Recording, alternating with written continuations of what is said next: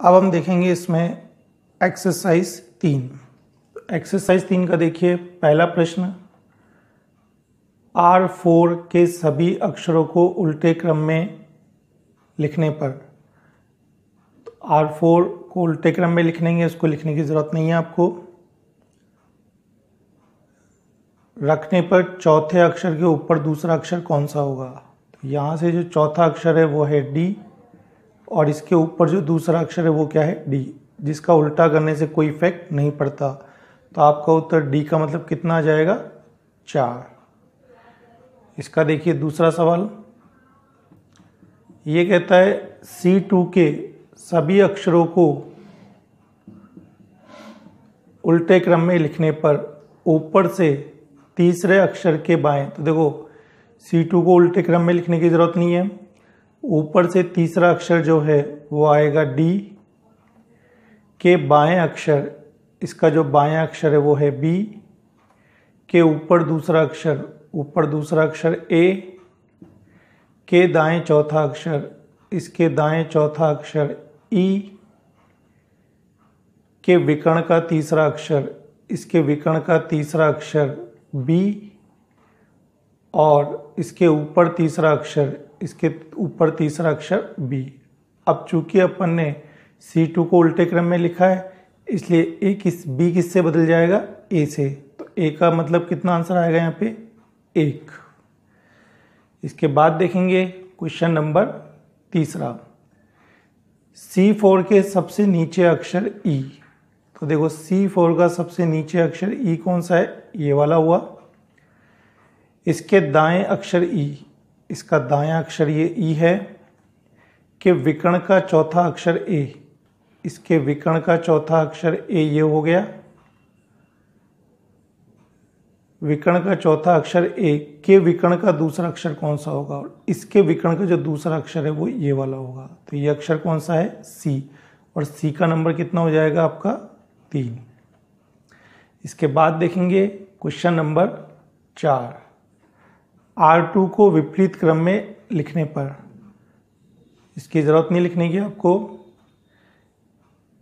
दाएं से चौथा अक्षर, तो दाएं से मतलब इस तरफ से देखेंगे तो इस तरफ से जो चौथा अक्षर आएगा वो है आपका C के नीचे तीसरा अक्षर, इसके नीचे तीसरा अक्षर हो गया A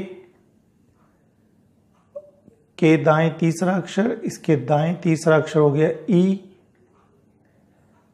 के विकर्ण का अंतिम अक्षर, इस E के विकर्ण का अंतिम अक्षर हो गया A के नीचे अक्षर, इसके नीचे अक्षर हो गया D के दाएं तीसरा अक्षर, इसके दाएं तीसरा अक्षर हो गया D। और D का मतलब कितना होगा? 4। लेकिन चूंकि इसको अपन ने उल्टे क्रम में लिखा है तो ये D किससे बदल जाएगा? C से। और C का नंबर कितना होता है? 3। तो इस प्रश्न का आंसर होगा 3। क्वेश्चन नंबर है छठा, C5 के सबसे नीचे अक्षर E। C5 का सबसे नीचे अक्षर E देखो ये रहा, के बाएं चौथा अक्षर, इसके बाएं चौथा अक्षर A के ऊपर दूसरा अक्षर B के दाएं चौथा अक्षर C के ऊपर अक्षर D के बाएं तीसरा अक्षर C के विकर्ण का तीसरा अक्षर। अब चूंकि इस अक्षर का विकर्ण ऊपर तो होगा नहीं, बाएं भी नहीं होगा, सिर्फ दाएं नीचे की तरफ होगा, तीसरा अक्षर E। तीसरा अक्षर कौन सा होगा? तो E का मतलब कितना हो जाएगा आपका उत्तर? 5। आगे देखेंगे क्वेश्चन नंबर 7वां, C1 के नीचे चौथा अक्षर आएगा C, इसके दाएं चौथा अक्षर A के ऊपर तीसरा अक्षर E के विकर्ण का पहला अक्षर D के बाएं तीसरा अक्षर D के बड़े विकर्ण का अंतिम अक्षर, तो बड़ा विकर्ण नीचे वाला अंतिम अक्षर E के ऊपर कौन सा अक्षर है? इसके ऊपर है D। और D का मतलब कितना हो जाएगा? 4। अगेन देखेंगे क्वेश्चन नंबर 8, R2 के सामने चलकर चौथा अक्षर। R2 के सामने चलकर चौथा अक्षर D, इसके नीचे तीसरा अक्षर E, इसके बाएं तीसरा अक्षर A, इसके विकर्ण का तीसरा अक्षर D,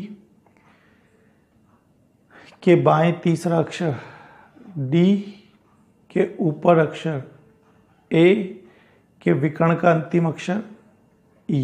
E का मतलब कितना हो गया बताओ? 5। अगेन देखेंगे क्वेश्चन नंबर 9।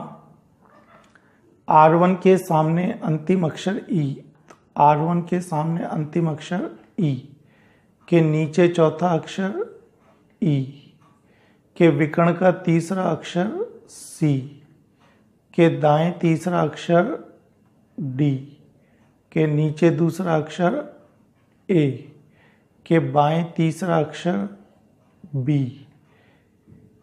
के विकर्ण का दूसरा अक्षर। अब चूंकि इसके इधर तो विकर्ण का दूसरा अक्षर होगा नहीं, तो केवल इस तरफ ही जाएंगे, तो विकर्ण का दूसरा अक्षर D, और D का मतलब कितना हो जाएगा?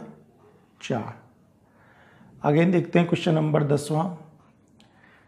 C5 में E अक्षर के विकर्ण का चौथा अक्षर, तो C5 ये रहा, इसका E अक्षर के विकर्ण का चौथा अक्षर हो गया A, के ऊपर दूसरा अक्षर हो गया B, के दाएं चौथा अक्षर हो गया C,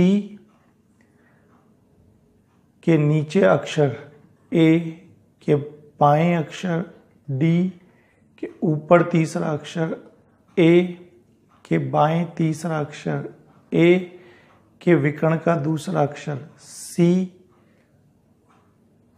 के दाएं ऊपर विकर्ण का दूसरा अक्षर, तो दायां ऊपर विकर्ण का दूसरा अक्षर E, के बाएं तीसरा अक्षर B, के नीचे अक्षर C किस पंक्ति में 3 बार आता है। तो ये देखना है C किस पंक्ति में 3 बार है। अगर C को देखें तो देखिए C यहाँ पर पंक्ति 3 में 3 बार है, देख सकते हैं इसमें 1 2 3, तो इसका पंक्ति 3 का आंसर कितना लगाएंगे आप? 3।